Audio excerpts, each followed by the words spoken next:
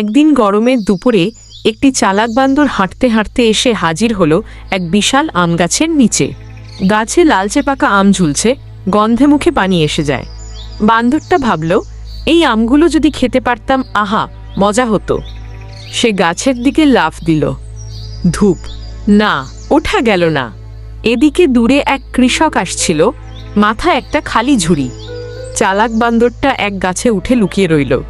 যেই কৃষক গেল নিচ দিয়ে, বান্দর ঝপ করে ঝাঁপ দিল সোজা ঝুড়ির উপর।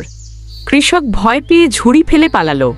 বান্দর তো খুশি, ঝুড়ি গাছের নিচে রাখল, নিজে গাছে উঠল আর এক এক করে পাকা আম ছুঁড়ে দিল ঝুড়িতে। সব আম নামানোর পর আরামে বসে মিষ্টি পাকা আম খেল আর হাসতে হাসতে বলল, চালাক বান্দর হলে খালি পেট থাকা লাগে না। এই গল্পটি তোমার কেমন লাগলো? আপনাদের জন্য কষ্ট করে ভিডিও বানাই। ভিডিওটি অবশ্যই লাইক করবেন, সাবস্ক্রাইব করে যাবেন।